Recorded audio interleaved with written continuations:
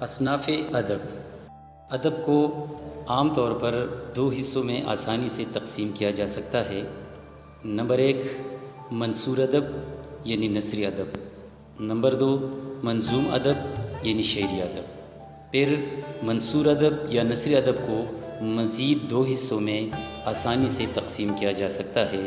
ان میں سے ایک کو افسانوی ادب کہتے ہیں جبکہ دوسری کو غیر افسانوی ادب کہتے ہیں۔ اسی طرح منظوم ادب کو بھی ہم عام طور پر دو حصوں میں تقسیم کر سکتے ہیں۔ ایک کو کہتے ہیں نظم جبکہ دوسری کا نام ہے غزل۔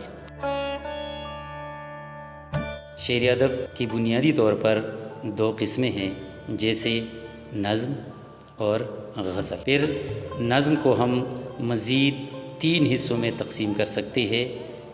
ایک حیت کے لحاظ سے، دوسری قسم موضوع کے لحاظ سے، جبکہ تیسری قسم اس کی جدید نظم کے لحاظ سے ہے۔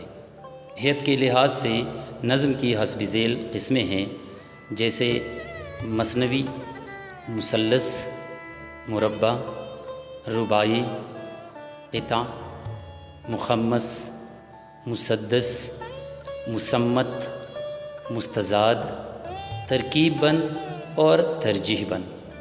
اسی طرح موضوع کے لحاظ سے ہم نظم کو ان حصوں میں آسانی سے تقسیم کر سکتے ہیں جیسے حمد، نعت، منقبت، مناجات، مرثیہ، مثنوی، قصیدہ، شعر آشوب، واسوخت، پیروڈی اور گیت وغیرہ۔